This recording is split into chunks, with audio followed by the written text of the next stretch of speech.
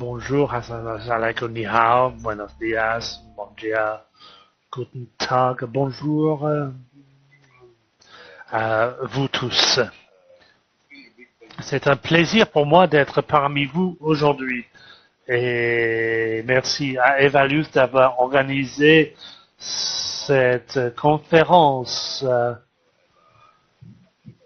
Vous savez, en tant que membre des Nations Unies, j'aimerais dire pour commencer que nous sommes ici ravis de soutenir le travail d'Evalus. Aujourd'hui, j'ai 3 messages clés et simples pour vous. Tout d'abord, nous vivons un moment exceptionnel. Vous pensez au niveau global, on voit une rééquilibration du pouvoir global. Donc on voit une situation historique où le pouvoir global se déplace depuis l'Ouest, mené par les États-Unis et l'Europe, à l'Est, guidé par la Chine, l'Inde et on voit aussi un mouvement global pour lutter contre le changement climatique. Mais aussi, pour la première fois, on a 195 chefs d'État, leaders des internationales et leaders du secteur privé et les universités se rassembler et pour s'engager à des objectifs de développement durable. Et pour vous rappeler que les objectifs de développement durable sont transformationnels. Pourquoi? Parce que ce sont universels. Donc, ce sont là pour tous les pays du monde. Les objectifs précédents, c'était pour le sud global, mais les objectifs durables sont pour tous les pays. Et je dirais, avec d'un point de vue des objectifs durables, tous les pays sont des pays en voie de développement. Pas un seul pays n'a pas atteint une l'égalité d'un genre. Pas un seul pays a l'égalité parfaite, non seulement en termes des genres, mais aussi en termes sociaux et des différences au niveau des revenus.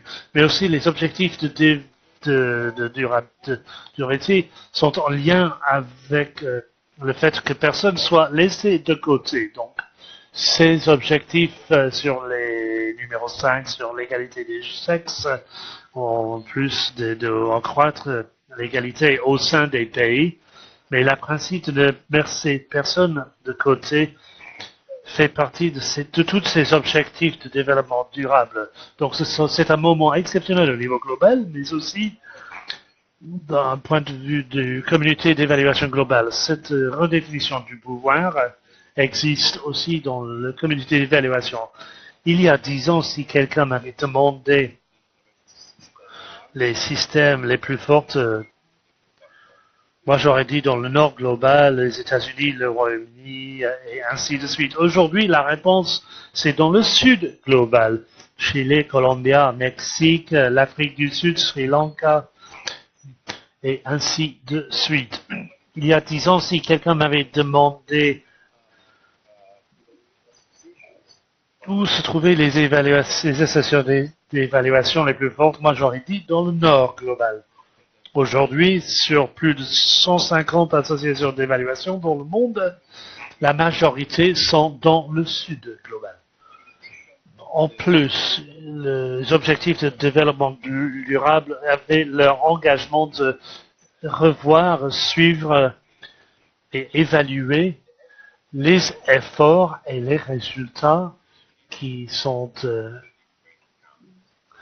réussis ou non dans les différents pays. Et ensuite, le communiqué d'évaluation globale organise et est évalué à partir des partenaires, c'est-à-dire les parties prenantes multiples pour les développements de politique basés sur les évidences. Donc c'est une bonne nouvelle, c'est des moments très exceptionnels, mais cela m'amène à mon deuxième message clé, c'est-à-dire que nous n'avons pas fini notre travail. Malheureusement, au niveau global, la pauvreté existe toujours. Il y a des centaines de milliards de gens qui sont mal nourris. La violence contre les femmes et la violence en général continue à perdurer et malheureusement, beaucoup de pays souffrent toujours des guerres. En plus, nous voyons des tendances claires dans chaque pays du monde pour une augmentation de l'égalité contre ceux qui ont et ceux qui n'en ont pas, entre ceux qui peuvent et ceux qui ne peuvent pas. Mais nous avons aussi des choses à faire en termes d'évaluation aussi. Nous avons d'autres défis méthodologiques. Nous parlons plutôt de complexité. Donc le défi d'évaluer cette complexité, de parler, d'utiliser ces nouvelles technologies, mais aussi nous parlons de la manière de s'assurer que nos différentes pratiques ne laissent personne derrière.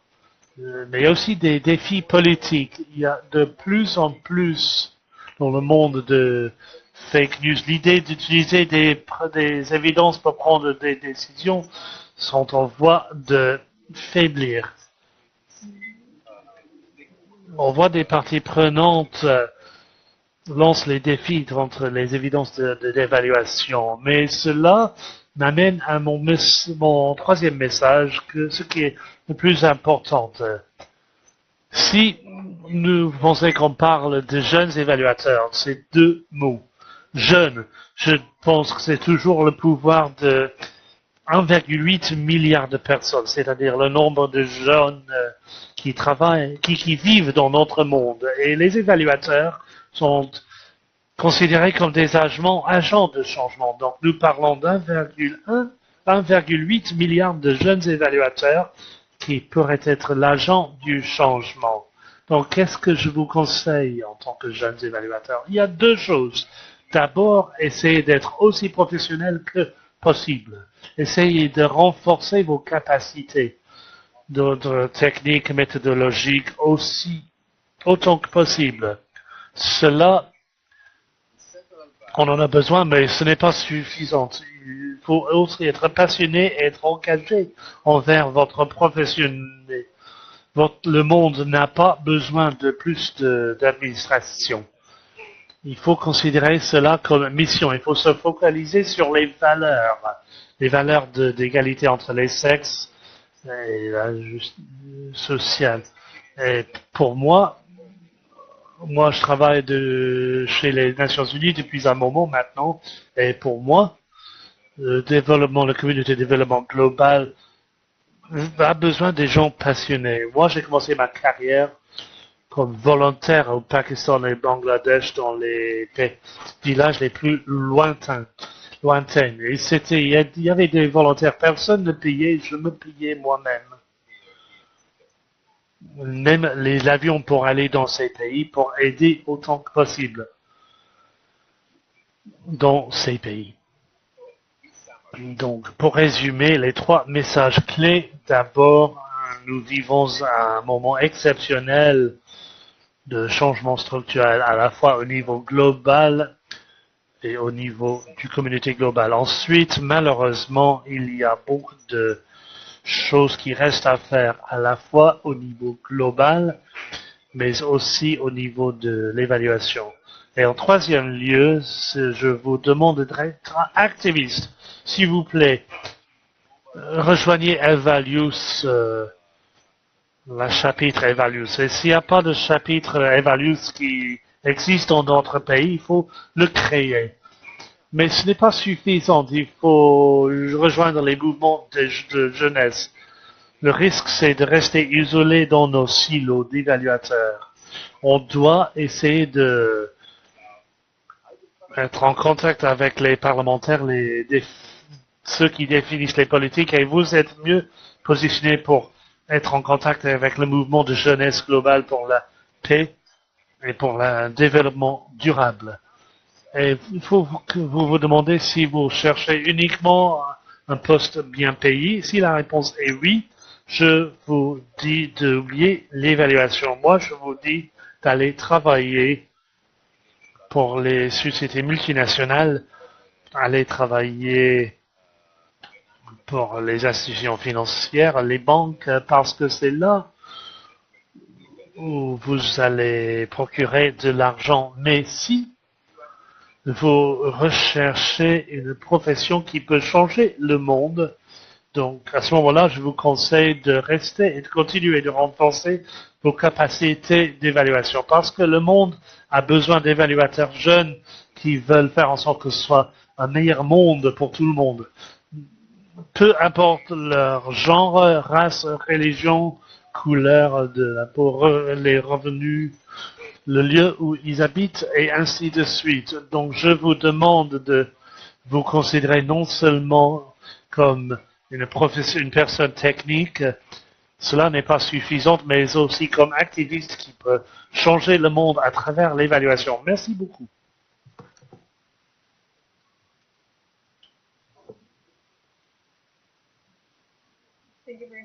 Merci Marco. On a quelques questions pour vous. La première, merci pour ces points, Marco. Y a-t-il une stratégie mise en place pour les évaluateurs seniors et juniors pour avancer la pratique, les analyses qui communiquent et qui garantit que les connaissances soient transmises?